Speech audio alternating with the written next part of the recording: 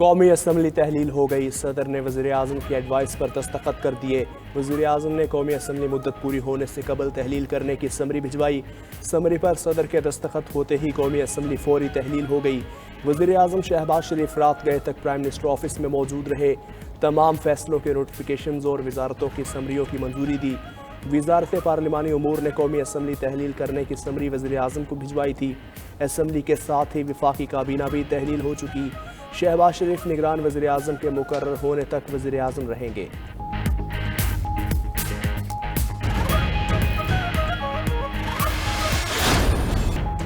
کون بنے گا وفاق میں نگران؟ تاحال اتفاق ہوا نہ ہی اعلان۔ زیر غور ناموں میں شامل حفیظ شیخ، خلیل رمدے اور شاہد خاقان۔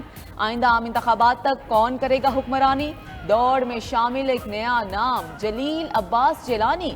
حفیظ شیخ کے نام پر مسلم لیگ نون کے تحفظات برقرار۔ سب کو وزیر اعظم اور اپوزیشن لیڈر کی ملاقات کا انتظار۔ شہباز شریف اور راجہ ریاض کی ملاقات میں ایک نام پر اتفاق کی کوشش ہوگی۔ جب ہم نے یہ ذمہ داری سنبھالی تو اس وقت یہ معاملہ مہنگائی کا بڑی تیزی سے شروع ہو چکا تھا، اور اس حکومت کی 4 سالہ بدترین غفلت کے نتیجے میں نہ صرف داخلی محاذ پر بلکہ خارجی محاذ پر پاکستان کی ریپوٹیشن کو، پاکستان کے نام کو بری طرح مجروح کیا گیا۔ نگراں وزیر اعظم پر مشاورت کے لیے آج اپوزیشن لیڈر سے ملاقات ہوگی۔ وزیر اعظم شہباز شریف کا کابینہ کے الوداعی اجلاس سے خطاب، کہا قومی اتحاد بہت ضروری ہے، اس کے بغیر ملک نہیں چل سکتا۔ سابق حکومت نے ملک ڈیفالٹ کرنے میں کوئی کسر نہیں چھوڑی، انہوں نے مشکل وقت میں حکومت کے لیے معیشت کو سنبھالا، ملک کو ڈیفالٹ سے بچایا۔ تمام اتحادی جماعتوں نے بھرپور ساتھ دیا، چین نے بھرپور ساتھ دیا، $5 ارب کے قرض کو رول اوور کیا۔ چین نے یقین دلایا تھا وہ کبھی ہمارا ساتھ نہیں چھوڑے گا۔ وفاقی کابینہ کے ارکان کا 1.5 سالہ دور حکمرانی پر اطمینان کا اظہار۔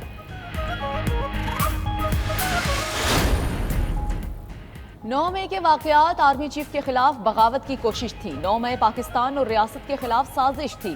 وزیر اعظم شہباز شریف کا قومی اسمبلی میں الوداعی خطاب، بولے سائفر ڈرامے نے امریکہ سے تعلقات کو متاثر کیا، چین کے خلاف بے بنیاد پروپیگنڈا کیا گیا، سابق حکومت نے IMF معاہدے تار کیے، گزشتہ دور میں اپوزیشن کو دیوار سے لگانے کی کوشش کی گئی، اسمبلی میں بیٹھے لوگوں کو ڈاکو اور چور کہا گیا۔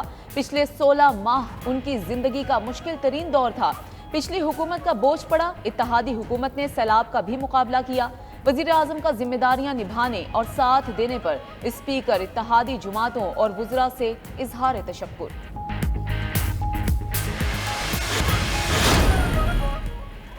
رانا ثناء اللہ کہتے ہیں کہ بین الاقوامی میڈیا پر سامنے آنے والی دستاویزات شر انگیز ہے۔ چیئرمین پی ٹی آئی نے سائفر کی کاپی واپس نہیں کی۔ چیئرمین پی ٹی آئی نے بعد میں مانا کہ سائفر کی کاپی گم گئی ہوگی، یہ سنگین جرم ہے اور غداری کے زمرے میں آتا ہے۔ اس دستاویز کی حقائق اور ذرائع جاننے کے لیے تحقیقات ضروری ہیں۔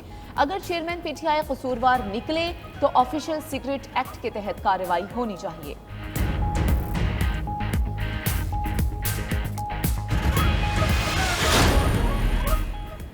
اتحادی حکومت نے خارجہ محاذ پر دشمن کے عزائم کو ناکام بنایا۔ وزیر خارجہ بلاول بھٹو کی نیوز کانفرنس، کہا عہدہ سنبھالا تو وزارت خارجہ دباؤ کا شکار تھی۔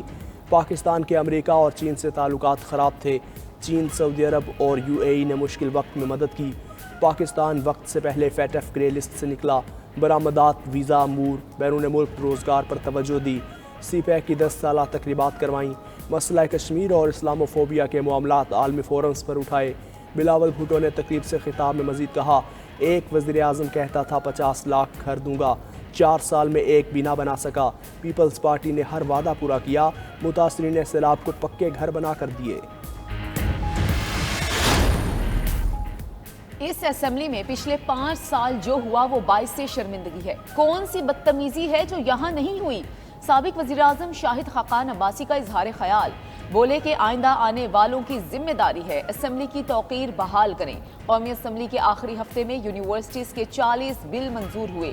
عام تاثر ہے عام اراکین قومی اسمبلی کرپٹ ہیں، انہوں نے زندگی کے 13 سال نیب عدالتوں میں گزار دیے۔ میڈیا سے گفتگو میں انہوں نے کہا کہ چیئرمین پی ٹی آئی کے ساتھ مقافات عمل ہوا، انتخابات مقررہ وقت پر ہونے چاہیے، 5 سال میں عوام ہی نے کھویا ہے، بدترین بدحالی پر قوم سے معافی مانگتے ہیں، ذمہ دار سب ہیں۔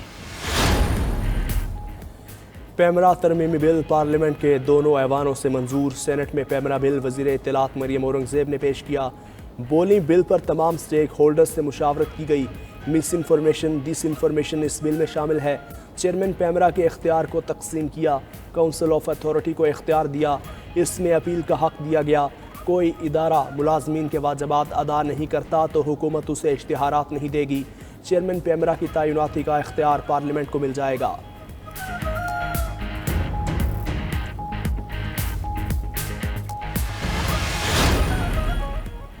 اتحادی حکومت کا جاتے جاتے ایک اور کارنامہ، حاضر سروس آفیسر بھی چیئرمین نادرا بن سکے گا۔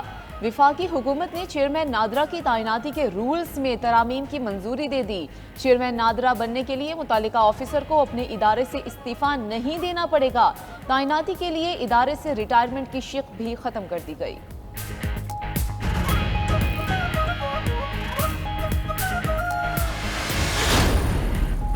نگراں وزیر اعلیٰ سندھ کے انتخاب کا معاملہ طے ہونے کے قریب ایم کیو ایم اور جی ڈی اے آج ایک بار پھر سر جوڑ کر بیٹھیں گی۔ ایم کیو ایم نے شعیب احمد صدیقی اور یونس ڈھاگا کے نام دیے، جی ڈی اے نے صفدر عباسی، غلام مرتضیٰ جتوئی، فضل قریشی کے نام تجویز کیے۔ دوسری جانب سندھ اسمبلی کی مدت مکمل ہونے میں چند روز باقی، وزراء نے دفاتر خالی کرنا شروع کر دیے، سندھ اسمبلی 11 اگست کو تحلیل کیے جانے کا فیصلہ۔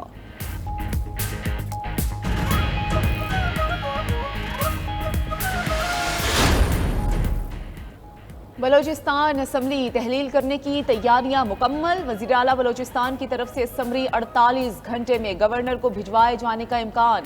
بلوچستان اسمبلی کی مدت 13 اگست کو پوری ہوگی۔ نگران وزیر اعلیٰ کی نامزدگی کے لیے رابطے تیز، حمل کلمتی، عثمان بادینی اور شبیر مینگل مضبوط امیدوار۔ مولانا فضل الرحمان کا عثمان بادینی کی حمایت کے لیے سردار اختر مینگل سے رابطہ۔